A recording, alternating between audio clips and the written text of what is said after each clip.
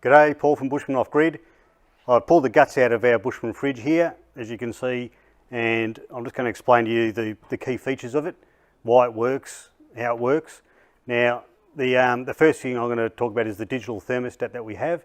Now, our digital thermostat, the little probes sits about 2 inches from the bottom of the fridge, which is always measuring air temperature, so there's no need for adjustment on your dials.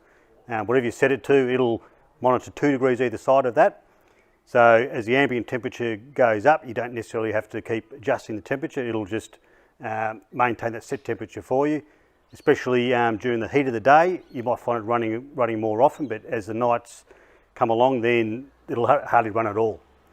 So our digital thermostat is a simple little module here. It's got 4 push-on connectors and the little thermistor probe, which is the temperature sender.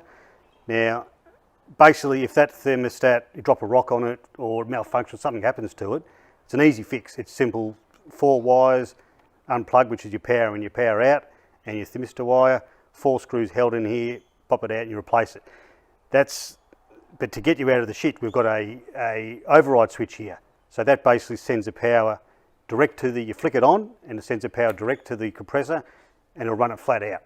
So then you become the thermostat. You turn it off and on as you need be till you get hold of one of these, put it in, 10 minutes later you're up and running again.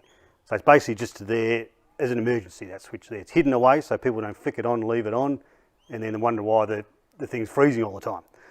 So that's our thermostat. Now, another critical thing with refrigeration is getting the heat out. Now, you'll see in our cabinet here we've got ventilation all the way around, top, bottom, sides, because you want to get the heat out. You don't want the heat, especially the heat from compressors and condensers when they, 35 degrees, they get quite hot. The heat's got to get out. So the only way it's going to get out is either through top, sides, or if you haven't got that ventilation, it's going to go into your cabinet. Everything's going to get warm, and then amp draw will go up and all sorts of things. So ventilation is critical there. We've got a big wire and tube condenser here, along with our 120mm fan, which is always running when the compressor's running, again to get that airflow across and out the other side. So another reason getting the heat out is our 240 volt adapters. We don't build them in, again for that reason, because you're trying to get the least amount of heat out of that area as you can. So having an external transformer, which is basically your 240 volt, again eliminates any more heat build up in there.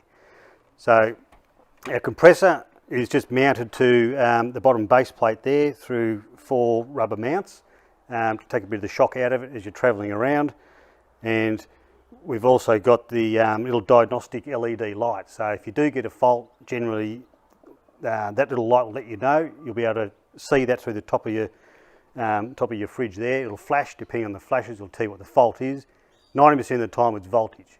People have got the wiring's too small, there's a bit of corrosion between terminals or something simple like that.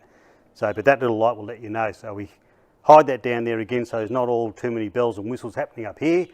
It's all hidden away down there.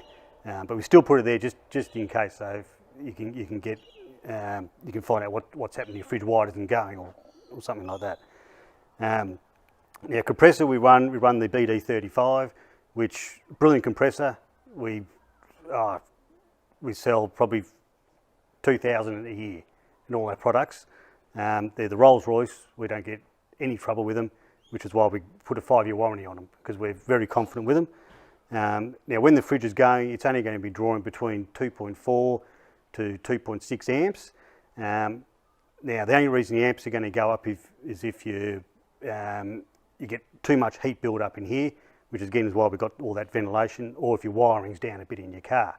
As volts go down, your amps go up. So generally 2.4 amps is what you should be running at. And that's only when it's going too, not all the time. So the fridge itself, running as a fridge, it might only be on for 30% of the time at a 25 degree day. So 16 amp hours and 24 hours is roughly what it's going to be using, which is not a lot. Good battery, good wiring, you're going to run this thing for 2 days easy on a 100 amp hour deep cycle battery. So that's pretty much the more technical side of the fridge. We can go in a lot more detail, but that's pretty much it. So there we have it.